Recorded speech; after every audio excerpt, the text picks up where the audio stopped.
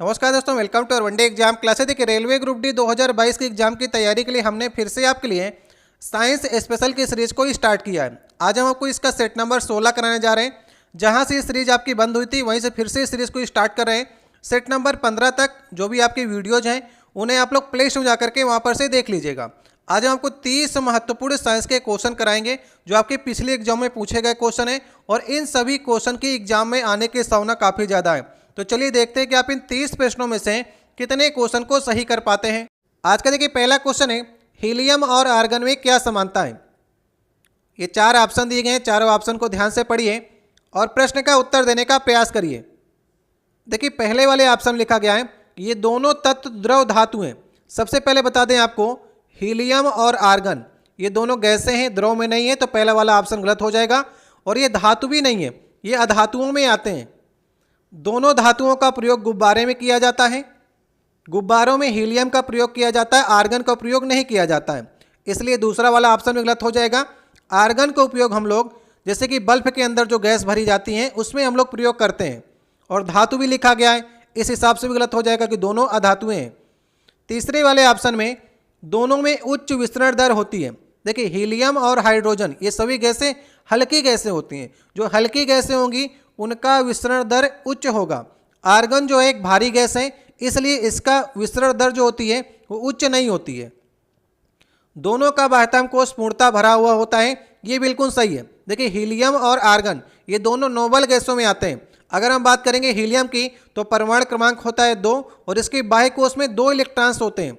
Argon की बात करेंगे, इसका परमाणु क्रमांक होता है 18। अगर हम लोग इसके इलेक्ट्रॉनिक विन्यास करेंगे तो 2 8 8, इसके बाह्यतम कोश में 8 इलेक्ट्रॉन्स होंगे, मतलब इसका बाह्यतम कोश भी पूर्ण रूप से भरा हुआ है। और दोनों नोबल गैस में हैं, तो इसमें आपको सोचने की आवश्यकता नहीं है कि इनका बाह्य कोश भरा ही कि नहीं है। नोबल गैसें हैं, इसका मतलब इनका बाह्य कोश पूरी तरह से भरा हुआ होगा। इसलिए कौन सा ऑप्शन सही होगा? लास्ट वाला ऑप्शन जो है वो सही ऑप्शन है। अगर आपको वीडियो अच्छा लग रहा हो तो वीडियो को लाइक कर दीजिएगा। अगर आप लोग पहली बार चैनल पर आए हो तो नीचे आपको लाल रंग की सब्सक्राइब की बटन दिखेगी, उसे दबाकर लाल से काली कर दीजिएगा ताकि आने वाली जो वीडियो है वो आपके पास सबसे पहले पहुंच सकें। दूसरा क्वेश्चन है, फेरस सल्फेट क्रिस्टल को टेस्ट ट्यूब में गर्म करने पर क्या उत्पाद बनते हैं, ये आपको बताना है। ये 4 ऑप्शन है और चारों ऑप्शन जो है काफ़ी कंफ्यूजिंग ऑप्शन है। ये सारे क्वेश्चन आपके पिछले बार रेलवे ग्रुप डी के एग्जाम में पूछे गए क्वेश्चन है। क्या आप इन लेवल तक के क्वेश्चनों को हल कर पा रहे हैं? सबसे पहले आपको फेरस सल्फेट क्रिस्टल का फार्मूला याद होना चाहिए, FeSO4। और क्रिस्टल की बात किया है तो 7H2O। 7 इसमें पानी के अणु होते हैं। अगर आप इसे टेम्परेचर दे करके गर्म करेंगे तो ये टूट जाता है फेरिक ऑक्साइड में। यहाँ पर Fe की वैलेंसी 3 हो जाती है। फिर इसके बाद पानी जो है वाष्प बन के ऊपर उड़ जाता है और SO2 plus SO3 sulphur dioxide और सल्फर ट्राइऑक्साइड ये दोनों गैसें बनती हैं। तो किस ऑप्शन में? तीसरे वाले ऑप्शन में। देखिए फेरिक ऑक्साइड बन रहा है, पानी बन रहा है, सल्फर डाइऑक्साइड और सल्फर ट्राइऑक्साइड। अगर इसकी इक्वेशन की हम लोग बैलेंस की बात करेंगे तो यहाँ पर 2 से मल्टीपल कर देंगे तो पूरी इक्वेशन जो है वो सही तरीके से लिख जाएगी। तो कौन सा ऑप्शन सही ऑप्शन होगा? तीसरा वाला ऑप्शन जो है वो सही ऑप्शन होगा। फेरिक ऑक्साइड बनेगा, पानी बनेगा, सल्फर डाइऑक्साइड बनेगा और सल्फर ट्राइऑक्साइड बनेगा। तीसरा क्वेश्चन है, निम्नलिखित में से कौन सा जिम्नोस्पर्म है? ये 4 आपको पेड़ दिए गए हैं, मांस हो गया, चीड़ हो गया, आम हो गया, फर्न हो गया। इनमें से आपको बताना है इन चारों पेड़ों में जिम्नोस्पर्म का कौन सा उदाहरण है। जिम्नोस्पर्म को हिंदी में कहते हैं नग्न बीजी या फिर इसे कहते हैं अनावृत बीजी। वह बीज जिसमें आवरण नहीं होता है और अंडाशय का भी अभाव होता है। तो जिम्नोस्पर्म का उदाहरण कौन सा पेड़ है? चीड़। देखिए चीड़ का जो पेड़ होता है उसके जो बीज होते हैं उसमें आवरण नहीं होता है। और आपके एग्जाम में और भी क्वेश्चन पूछा जाता है, जैसे तारपीन का तेल। तारपीन का जो तेल है वो चीड़ के पेड़ से निकाला जाता है। ठीक है, याद रखिएगा, तारपीन का तेल जो है वो चीड़ के पेड़ से निकलता है।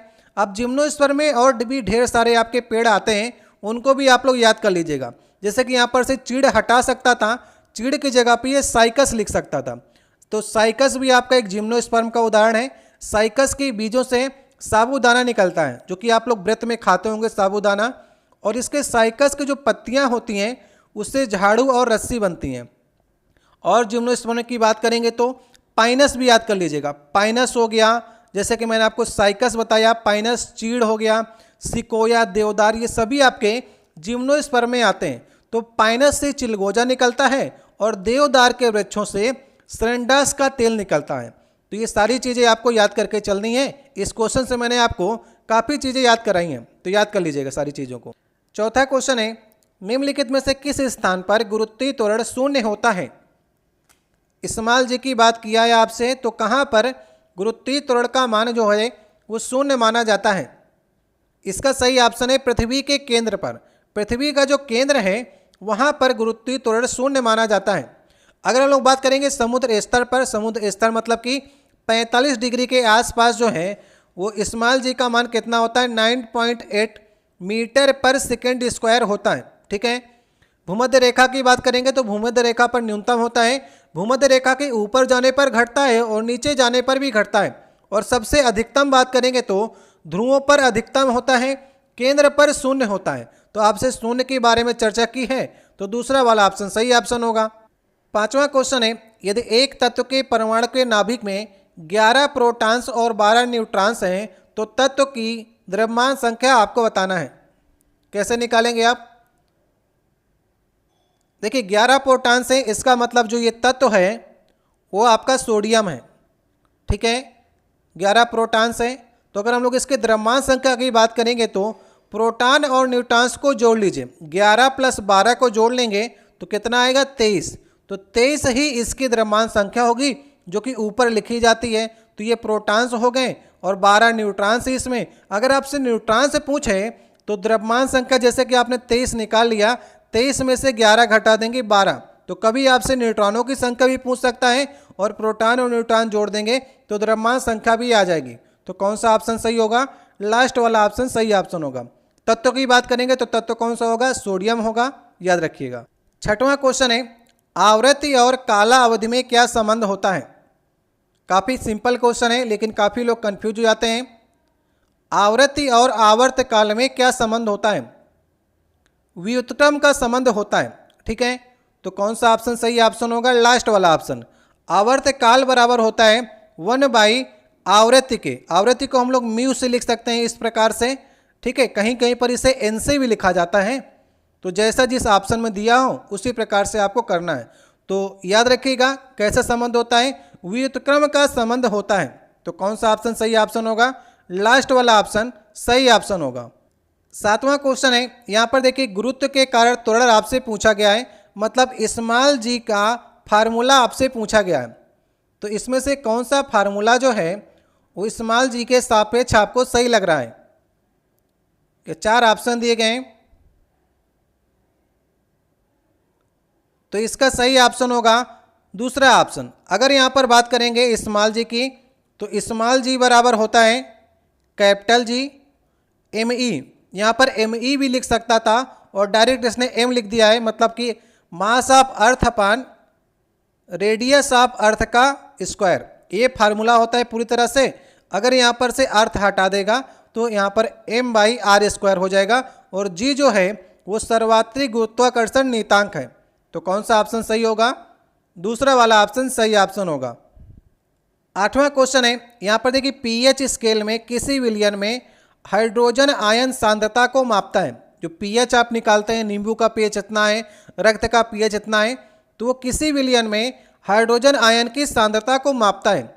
तो इसमें P का अर्थ क्या होता है? जो pH आप लिखते हैं pH स्केल, तो P का फुल फॉर्म आपसे पूछा है।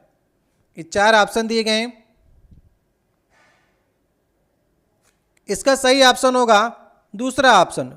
पोटेंज कहते हैं, जिसका जर्मन में अर्थ होता है पावर। ठीक है, पोटेंज कहते हैं, पोटेंज ऑफ हाइड्रोजन, मतलब कि हाइड्रोजन की कितनी शक्ति है। ठीक है, पीएच का फुल फॉर्म होता है पोटेंज ऑफ हाइड्रोजन। और इसके फार्मूले की बात करेंगे तो पीएच बराबर क्या होता है? -log H+ आयन होता है। तो यहाँ पर देखिए H+ की बात ही किया है, हाइड्रोजन की सांद्रता की बात किया है। तो पोटेंज ऑफ हाइड्रोजन ये फुल फॉर्म होता है पीएच का। दूसरा ऑप्शन सही ऑप्शन होगा। 9वां क्वेश्चन है, सोने को तांबे के साथ में मिश्रित किया जाता है, इसका क्या कारण है? ये 4 ऑप्शन आपको दिए गए हैं, देखिए अगर हम लोग शुद्ध सोने की बात करेंगे तो 24 कैरेट सोना जो होता है वो सबसे शुद्ध माना जाता है। सोने की शुद्धता जो है वो कैरेट में मापी जाती है, तो 24 कैरेट सोना जो होता है सबसे शुद्ध माना जाता है। लेकिन अगर हम लोग 24 कैरेट सोना से आभूषण बना देंगे तो आभूषण जो होगा नरम बनेगा और टूटने की संभावना जो होगी आभूषण की काफ़ी ज़्यादा होगी। इसलिए हम लोग आभूषण बनाने में 20 कैरेट सोने का इस्तेमाल करते हैं और जो 4 कैरेट बचा होता है उसमें तांबा मिला देते हैं।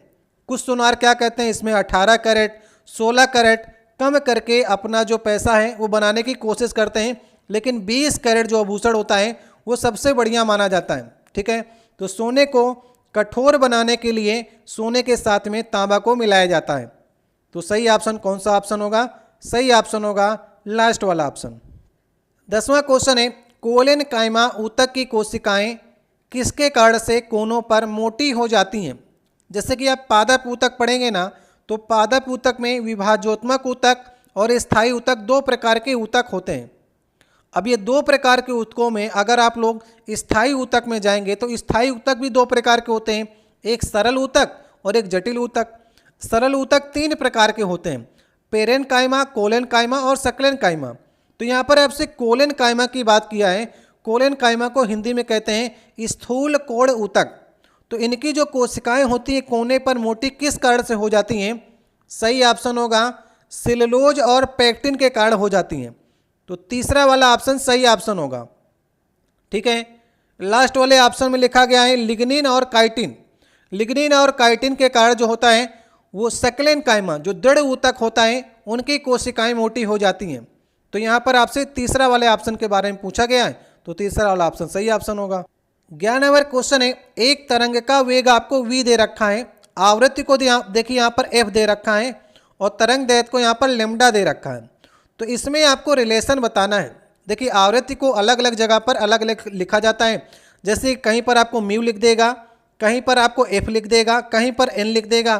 तो इस प्रकार जिस प्रकार से आपको आवृत्ति पूछे गया है उसी प्रकार से आपको इसमें रिलेशन बताना है। आप देखिए इंटर में पढ़ते होंगे v बराबर n लेम्डा पढ़ते रहे होंगे। अब यहाँ पर n की जगह पर इसने f लिख दिया है तो v बराबर f लेम्डा हो जाएगा। तो ये फार्मूला होता है, किस ऑप्शन में रखा गया है? वेग बराबर आवृत्ति मल्टीप्लाई तरंग दैर्घ्य होता है। तो कौन सा ऑप्शन सही होगा? दूसरा वाला ऑप्शन सही ऑप्शन होगा। यहाँ से देखिए अगर आप फार्मूले को याद कर लेते हैं तो आगे आने वाले जो भी प्रश्न होंगे वो आप इसे आसानी से हल कर सकते हैं। 12 नंबर क्वेश्चन है, निम्नलिखित में से कौन सी धातु वायु के साथ अभिक्रिया नहीं करती है? पोटेशियम निकिल, स्वर्ण प्लेटिनम, स्वर्ण और रजत, रजत और प्लेटिनम। ये आपको 4 ऑप्शन दिए गए हैं।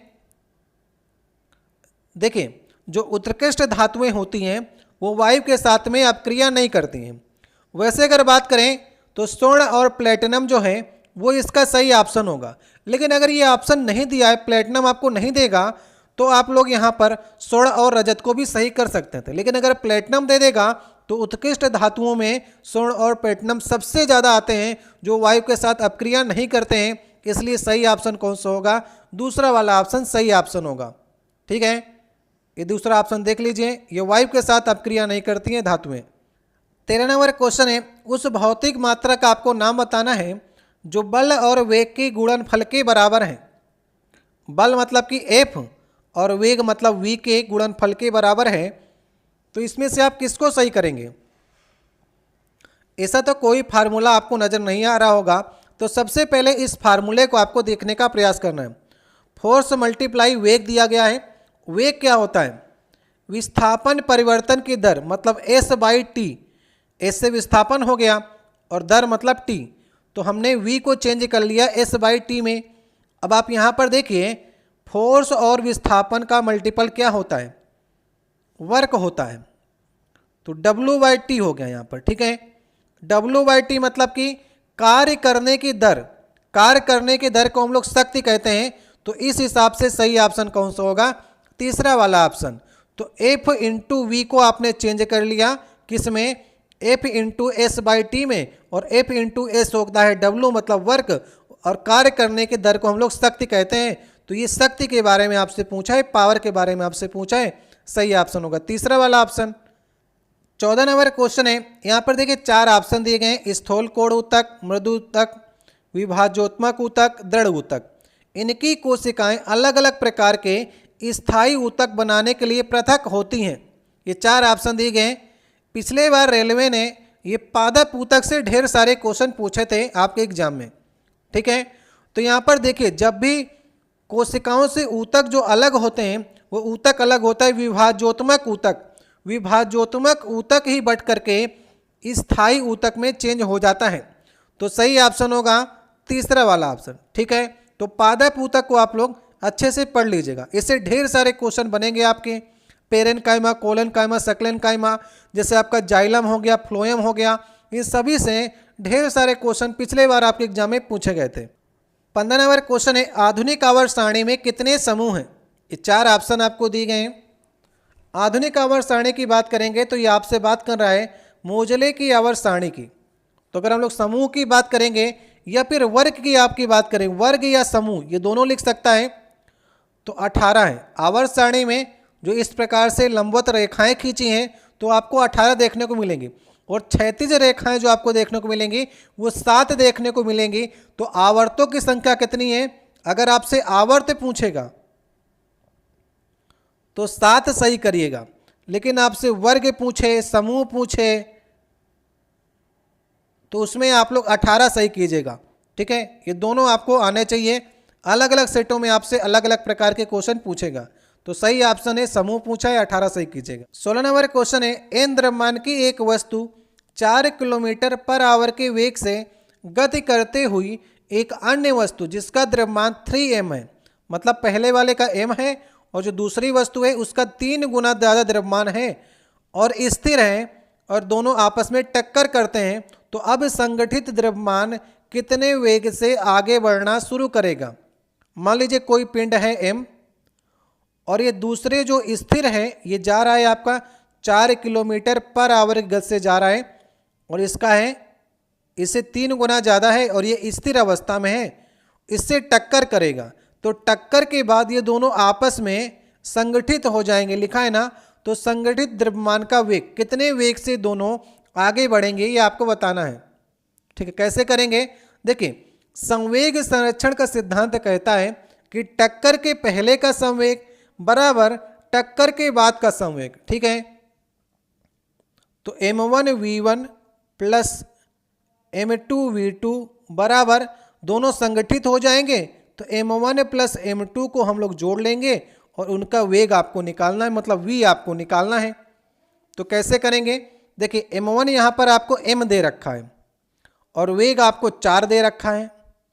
दूसरा वाला पिंड जो है वो 3m है और वेग इसका स्थिर है, मतलब 0 रख देंगे, बराबर दोनों संगठित होकर चलेंगे। तो पहला वाला m था, दूसरा वाला 3m है, दोनों को जोड़ेंगे तो 4m हो जाएगा, मल्टीपल करेंगे v से, वेग ही आपको निकालना है।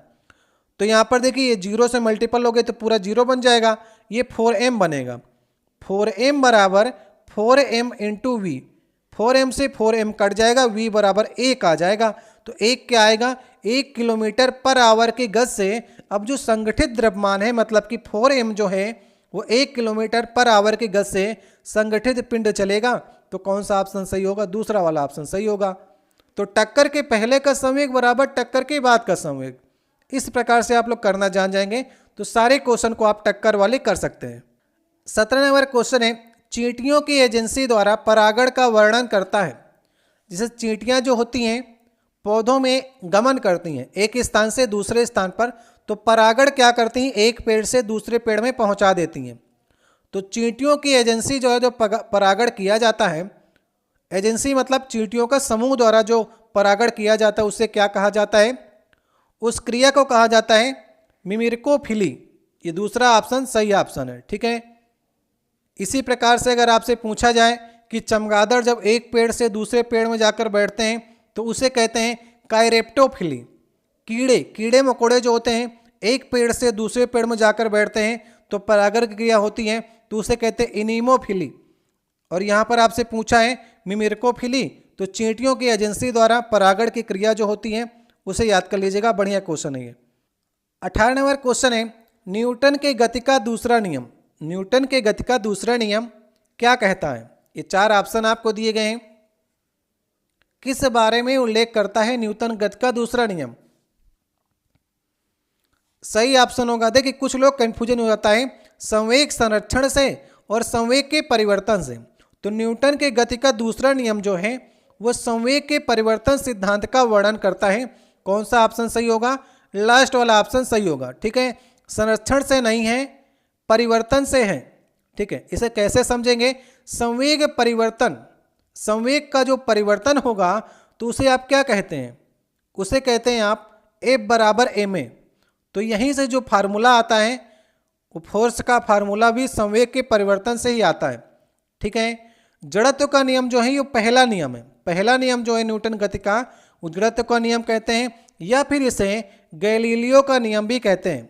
तो ठीक है, दूसरा नियम संवेग परिवर्तन का नियम है।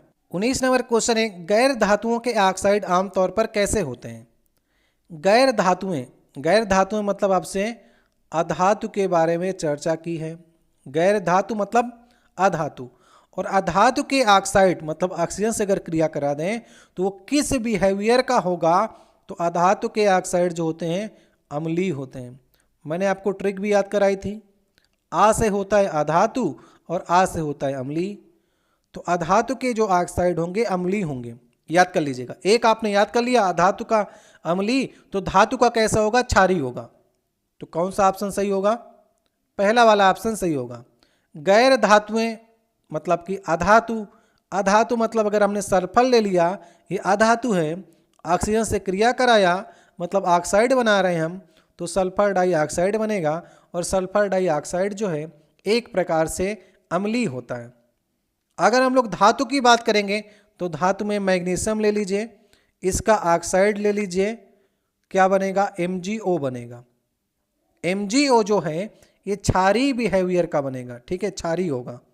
लेकिन कुछ ऐसे धातुएं होती हैं जिनके ऑक्साइड जो होते हैं अम्लीय भी होते हैं, क्षारीय भी होते हैं। जैसे कि एल्युमिनियम अगर अपना ऑक्साइड बनाता है तो Al2O3 बनाता है, तो ये अम्लीय भी होता है और क्षारीय भी बिहेव करता है। तो इसे कहते हैं उभयधर्मी। ठीक है, कुछ उभयधर्मी ऑक्साइड भी होते हैं।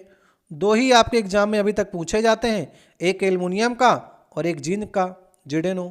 तो एल्युमिनियम और जिंक के जो ऑक्साइड होते हैं उभयधर्मी होते हैं। बाकी तो मैंने बता दिया, अधातु के अम्लीय होते हैं और धातुओं के क्षारीय होते हैं। 20 नंबर क्वेश्चन है, स्थिर बल के लगने पर m द्रव्यमान द्वारा विश्रामावस्था से दूरी तय करने के लिए आवश्यक गतिज ऊर्जा किसके समानुपाती होती है? ये 4 ऑप्शन दिए गए हैं। देखिए सबसे पहले आप v² बराबर u² प्लस 2as का फार्मूला जो है न्यूटन के गति विषयक का तीसरा नियम है ये। तो न्यूटन के गति का तीसरा समीकरण ये कहता है v² बराबर u² प्लस 2as। जहाँ पर विश्रामावस्था की बात करेगा तो इस इनिशियल वेग जो होगा वो 0 हो जाएगा, 2as। तो v² की वैल्यू यहाँ पर से आपने निकाल ली 2as। ठीक है, v² बराबर 2as आ गया। अब यहाँ पर आपसे गतिज ऊर्जा की बात की है तो काइनेटिक एनर्जी बराबर होगा 1/2 mv²। अब 1/2 m यहाँ पर लिख लीजिए, v² की वैल्यू अभी आपने निकाली 2as, 2 से 2 कट जाएगा। ठीक है, और आपको मालूम है ये स्थिर बल की बात कर रहा है, तो काइनेटिक एनर्जी के फार्मूले को आपको बल में चेंज करना होगा। और F बराबर क्या होता है? F बराबर ma होता है। याद है आपको, F बराबर ma होता है और m यहाँ पर आपको मिल गया और a मिल गया। तो काइनेटिक एनर्जी बराबर हो जाएगा F इंटू एस। ठीक है, m और a जो है F बन जाएगा, फोर्स बन जाएगा, और s जो यहाँ पर है विस्थापन आ जाएगा। तो सीधा सीधा आपने समझा कि काइनेटिक एनर्जी के फार्मूले में F इंटू एस आ रहा है। ठीक है, तो F इंटू एस का मतलब ये आ गया कि ये किसके समानुपाती होगा? m के समानुपाती तो है ही नहीं स्थिर बल लगने पर, मतलब कि m की पावर 0, m की पावर 0 मतलब m पर डिपेंड नहीं करता है। तो कौन सा ऑप्शन सही होगा? तीसरा वाला ऑप्शन जो है वो बिल्कुल सही ऑप्शन होगा। 21 नंबर क्वेश्चन है, ऊतक में कोशिकाओं के बीच व्यापक दूरी होती है, किस में? किस ऊतक के? स्नायु ऊतक, अस्थि ऊतक, उपास्थि ऊतक या फिर कंडरा। ये 4 ऑप्शन दिए गए हैं। देखिए स्नायु, स्नायु को हम लोग इंग्लिश में कहते हैं लिगामेंट। और लिगामेंट क्या होता है? हड्डी और हड्डी जब आपस में बीच में जुड़ती है तो लिगामेंट के द्वारा जुड़ती है, और हड्डी और उपास्थि जब आपस में जुड़ती है तो कंडरा के द्वारा जुड़ती है, जिसे हम लोग इंग्लिश में कहते हैं टेंडन। ठीक है, लेकिन आपसे ये पूछा है कि कौन सा ऊतक कोशिकाओं के बीच में व्यापक दूरी होती है, तो सही ऑप्शन होगा तीसरा ऑप्शन उपास्थि। उपास्थि का जो मैट्रिक्स होता है वो लसलसा होता है, तो उनमें कोशिकाओं के बीच में व्यापक दूरी होती है, जबकि अस्थि की जो कोशिकाएं होती हैं उसका मैट्रिक्स हार्ड होता है, इसलिए अस्थि जो होती है आपकी हार्ड होती है, उसके बीच में व्यापक दूरी नहीं होती है। तो अगर दूरी की बात करेगा तो उपास्थि के मैट्रिक्स लसलसा होता है और व्यापक दूरी होती है कोशिकाओं के बीच में। तीसरा वाला ऑप्शन सही ऑप्शन होगा। 22 नंबर क्वेश्चन है, अधातुएं आमतौर पर उनके किस गुण के कारण अधिक विद्युत ऋणात्मक होती हैं? देखिए अधातुओं का गुण जो है वो विद्युत ऋणात्मकता का गुण है, जबकि धातुओं का गुण जो होता है वो विद्युत धनात्मकता गुण होता है। जैसे कि हम धातु की बात करेंगे, सोडियम के पास 11 इलेक्ट्रॉन्स होते हैं, और बाह्यतम कोष की बात करेंगे तो 2 8 1 होता है। तो सोडियम तो ये चाहता है ना कि हम एक इलेक्ट्रॉन को त्याग दें, त्याग देंगे तो ये धनात्मक इसके ऊपर आवेश आ जाएगा, तो ये विद्युत धनात्मक बन जाएगा। तो सोडियम एक धातु है, तो धातु के पास विद्युत धनात्मकता का गुण होता है। अगर अधातु की बात करेंगे, क्लोरीन हमारी अधातु है, इसके ऊपर माइनस साइन होता है, विद्युत ऋणात्मकता का प्रतीक है, क्योंकि इसके इलेक्ट्रॉन्स की बात करेंगे 17 होता है परमाणु क्रमांक, तो 2 8 7। तो क्लोरीन तो ये चाहता है कि इसके बाह्यतम कोष में 7 हैं, किसी न किसी प्रकार से एक हमें मिल जाए तो हमारा बाह्यतम कोष में 8 हो जाएगा और हम जो हैं अक्रिय हो जाएंगे।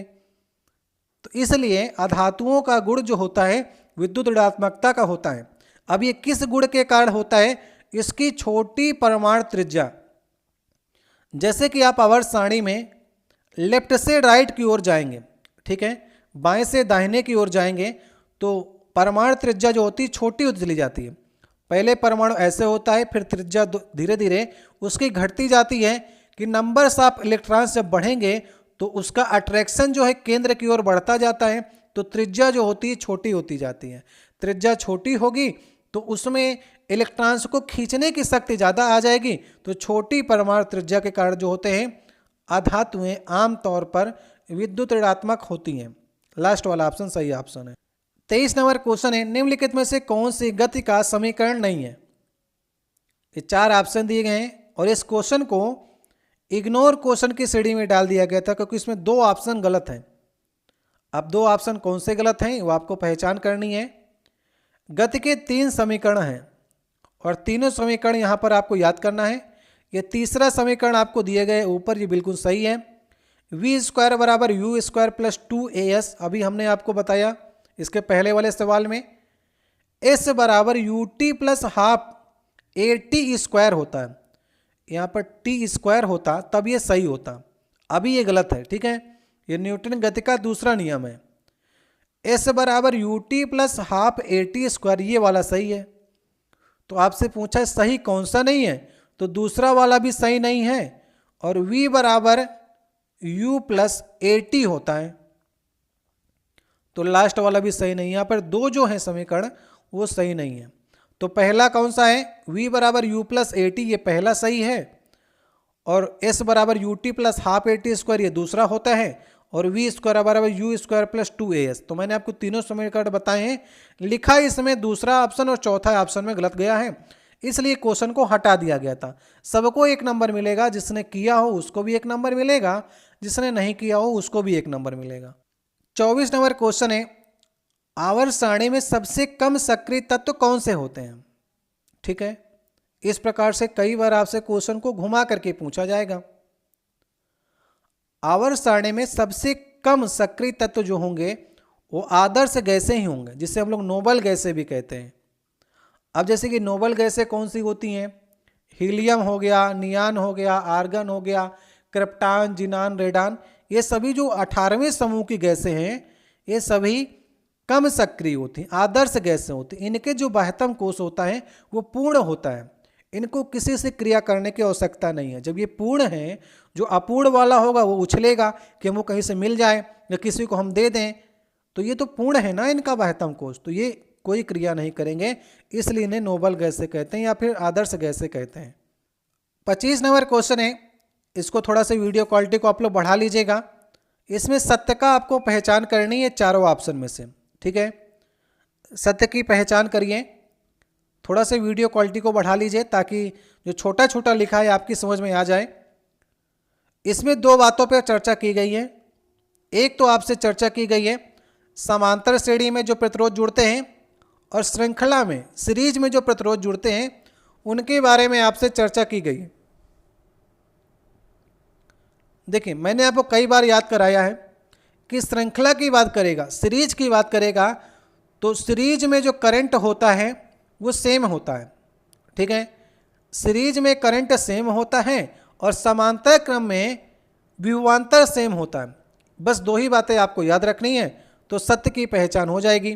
पहले में लिखा है श्रृंखला में दो या दो से अधिक प्रतिरोधों को जोड़ा जाता है यदि वही धारा उनके माध्यम से बहती है। तो श्रृंखला में धारा सेम होती है, ये बिल्कुल सही हो गया, पहला ही सही हो गया। दो या दो से अधिक प्रतिरोधों को श्रृंखला में जोड़ेंगे तो भिन्न धारा, भिन्न धारा तो होती नहीं है। दो या दो से अधिक प्रतिरोधों को समांतर में जोड़ेंगे तो भिन्न धारा। हम जो समांतर को है वो वोल्टेज से विभवांतर से जानते हैं, धारा से नहीं जानते उससे। दो या दो से अधिक प्रतिरोधों को समांतर में जोड़ा जाता है तो वही प्रभाव उनके माध्यम में होता है, धारा नहीं होती उसमें सेम, ठीक है। तो हम लोग जानते हैं विभवांतर को, उसमें विभवांतर सेम होता है, तो इसलिए पहला वाला जो होगा वही हमारा सही होगा। तो यहाँ पर श्रृंखला में दो या दो से अधिक प्रतिरोधों को जब जोड़ेंगे तो श्रृंखला में कैसे जोड़ते हैं, R बराबर R1 plus R2 plus R3, इस प्रकार से श्रृंखला में जोड़ते हैं। अगर हम बात करेंगे चित्र की तो इस प्रकार से R1 R2 R3 एक ही श्रृंखला में जोड़ते हैं, ठीक है। तो पहला वाला ऑप्शन सही ऑप्शन है। 26 नंबर क्वेश्चन है, निम्नलिखित में से कौन सा लेंस और दर्पण के बीच अंतर नहीं है।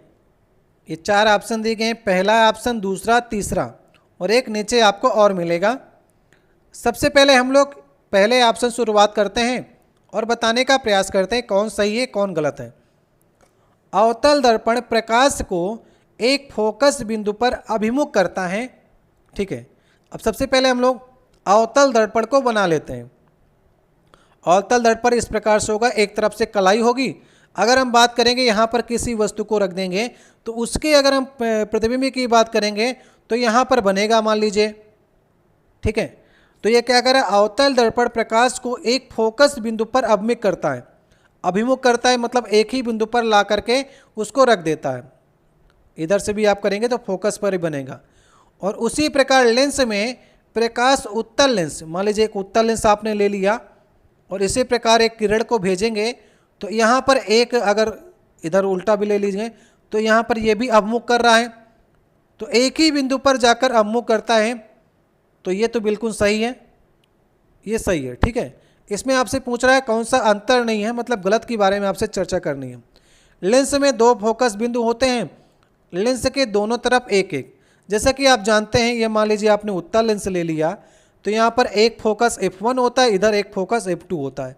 तो दोनों फोकस अलग अलग होते हैं। इस दर्पण का फोकस इधर होता है और इस लेंस के दर्पण का फोकस इधर होता है। तो इसमें दो फोकस होते हैं जबकि दर्पण में एक ही फोकस होता है। तीसरे वाले में बात किया है उत्तल दर्पण प्रकाश को अभिमुख करता है। अगर हम लोग उत्तल दर्पण की बात करेंगे, ये दर्पण आपका उत्तल दर्पण हो गया। इधर हम कलाई पोत देंगे, अगर हम यहाँ पर से किरण को डालेंगे तो यहाँ पर आप देखेंगे लड़ करके ऊपर को निकल जाएगी, ठीक है। तो अभिमुख नहीं कर रहा है, अभिमुख करेगा तो एक बिंदु पर आ जाएगी, तो ये प्रतिमुख कर रहा है। तो ये बात इसमें गलत लिखी है। उत्तल दर्पण जो है प्रकाश को अभिमुख ना करके प्रतिमुख करता है, जैसा कि उत्तल लेंस करता है। उत्तल लेंस क्या करता है, उत्तल लेंस अगर आप बनाएंगे तो इस प्रकार से उत्तल लेंस बनेगा और यहाँ पर अगर आप वस्तु रखते हैं तो लड़कर किरण इसकी भी ऊपर चली जाएगी, तो ये प्रतिमुख करता है। यहाँ पर अभिमुख की जगह पर प्रतिमुख लिख देता तब ये सही होता। तो अंतर नहीं है, तीसरा वाला ऑप्शन ही गलत हो जाएगा। प्रकाश दर्पण से परावर्तित होता, ये दर्पण आपने सीधा ले लिया कोई दर्पण, तो जैसे ही आप प्रकाश को डालेंगे तो प्रकाश की किरण टकरा करके वापस आ जाती है, प्रकाश लेंस से होकर गुजर जाता है। अगर ये सीधा कोई दर्पण है तो प्रकाश सीधा इससे होकर गुजर जाएगा। तो इसमें गलत बात कौन सी लिखी गई है? तीसरे वाले में, उत्तल दर्पण प्रकाश को प्रतिमुख करता है जैसा कि उत्तल लेंस करता है। तो ये वाली बात जो है लेंस और दर्पण के बीच में सही नहीं है। 27 नंबर क्वेश्चन है, तने के जरिए फैलता है। ऐसा कौन सा पौधा है जिसका अगर आप तना काट करके लगा देंगे तो दूसरा पेड़ उगाएगा? सही ऑप्शन होगा गुलाब। गुलाब में आपने देखा होगा, आप उसके तने को अगर काट लेंगे, कलम जिसे कहते हैं, कलम को भी लगा देंगे तो वो तने के जरिए भी बढ़ सकता है, पेड़ लग सकता है। सही ऑप्शन दूसरा होगा। 28 नंबर क्वेश्चन है, कार्बन डाइऑक्साइड के सभी नमूनों में 3:8 के द्रव्यमान अनुपात में कार्बन और ऑक्सीजन होती है। यह किस नियम की सहमति में है? ठीक है, कार्बन डाइऑक्साइड का आप कहीं से भी नमूना उठाएंगे तो उसमें कार्बन का 3 अनुपात होगा और ऑक्सीजन का 8 अनुपात होगा।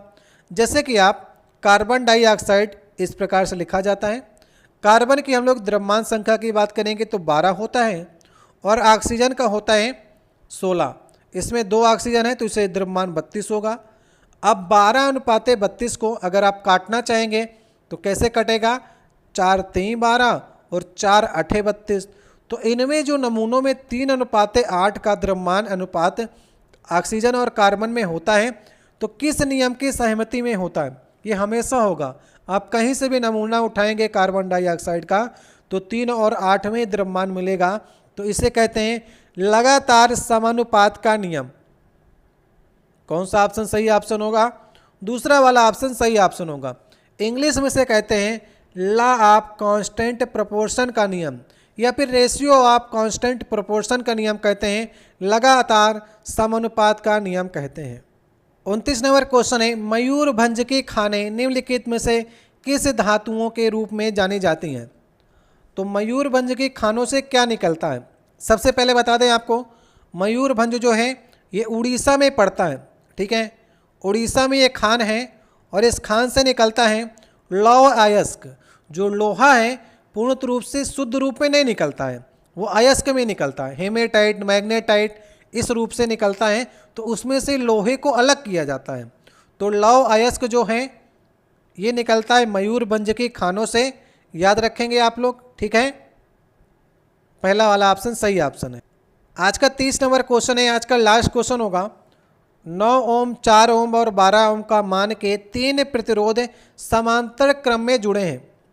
तो समतुल्य प्रतिरोध आपको निकालना है। कैसे करेंगे आप? मैंने आपको बताया कि श्रेणी में दिए हों तो तीनों के एक साथ जोड़ लेंगे, R1 + R2 + R3। जब आपसे श्रेणी की बात करेगा, यहाँ पर आपसे समांतर की बात किया है तो 1/R बराबर 1/R1 + 1/R2 + 1/R3। यहाँ पर 1/R की आपको वैल्यू निकालनी है, मतलब R की वैल्यू आपको निकालनी है। तो R1 R2 R3 की जगह पर 3 मान आपको दे रखे हैं। तो 1/9 + 1/4 + 1/12। अगर इनकी एलसीएम की बात करेंगे तो 36 आ जाएगा। 9 चौको 36, 4 9 36, 12 3 36, 9 3 12 4 16/36। और अगर हम लोग इसे उल्टा कर देंगे तो R बराबर 36/16 आ जाएगा। अगर इसे आप काटना चाहेंगे तो 9/4 आ जाएगा। अगर आप इसे दशमलव में निकालेंगे तो 4 दूनी 8 और 4 दूनी 8 और 4 पंचे 20, 2.25। ये आपका दूसरा वाला ऑप्शन जो है वो सही ऑप्शन होगा। तो समतुल्य प्रतिरोध की बात करेंगे तो व्युत्क्रम करके इनको जोड़ दीजिएगा। ठीक है, अगर श्रेणी क्रम की बात करेगा तो 9 4 13 और 13 12 कितना होगा? 25। तो इस प्रकार से आप 25 लिखना चाहेंगे तो श्रेणी में होगा और समांतरम में 2.25 होगा। तो ये हमारे 30 महत्वपूर्ण क्वेश्चन थे। इस साइंस के काफ़ी इंपॉर्टेंट क्वेश्चन थे आने वाली एग्जाम के लिए, very very most important question थे। इन सारे प्रश्नों में से आपने कितने क्वेश्चन को सही किया, इसे आप कमेंट बॉक्स में बता सकते हैं। क्या आप 25 क्वेश्चन तक पहुंच पा रहे हैं? आपका एग्जाम जुलाई में लग चुका है, रेलवे ग्रुप डी 2022 वाला। तो कितनी तैयारी है आपकी? 25 क्वेश्चन आएंगे आपके एग्जाम में और कम से कम आपको 20 से 22 क्वेश्चन सही करके आना पड़ेगा अगर आपको मेरिट में रहना है, ठीक है। इसलिए मैं आपको 30 क्वेश्चन करा रहा हूँ, कम से कम आप 25 करने का प्रयास करिए। लास्ट में एक क्वेश्चन आपके लिए छोड़े जा रहा हूँ, इसे आप लोग कमेंट बॉक्स में जवाब दीजिएगा, ठीक है। यदि एक हवाई जहाज 4000 मीटर की दूरी तय करता है और किया गया कार्य 20,000 जूल हो तो उसका बल बताना है, बल ज्ञात करना है, लागू किया गया बल, ठीक है। तो फार्मूला लगाइएगा, कैसे करेंगे आप कमेंट बॉक्स में बता सकते हैं। ये क्वेश्चन आपके लिए छोड़े जा रहा हूँ, नहीं आएगा तो नेक्स्ट वाला जो सेट आएगा 17 नंबर, उसमें इस क्वेश्चन की चर्चा करेंगे, ठीक है। अगर आप लोग इस सीरीज़ को आगे बढ़ाना चाहेंगे तो हम इस सीरीज़ को आगे बढ़ाएंगे। जितने आपके कमेंट आएंगे आपको ढेर सारी एग्जाम तक हम धीरे धीरे करके ये सीरीज़ को आगे बढ़ाएंगे, ठीक है। अपना स्कोर कार्ड लिखिएगा, इस प्रश्न का उत्तर लिखिएगा। टेलीग्राम में पीडीएफ हम आपको प्रयास करेंगे कि लगातार कुछ सेटों की पीडीएफ आपको एक साथ करके दी जाए ताकि एग्जाम तक आपके ढेर सारे प्रश्न आपके पास हो जाएं। मिलते हैं नेक्स्ट वीडियो में, बहुत बहुत धन्यवाद। किसी प्रश्न में अगर आपको डाउट होता है कि इस प्रश्न का उत्तर ये से ये होना चाहिए तो आप कमेंट बॉक्स में कह सकते हैं। मिलते हैं नेक्स्ट वीडियो में, बहुत बहुत धन्यवाद।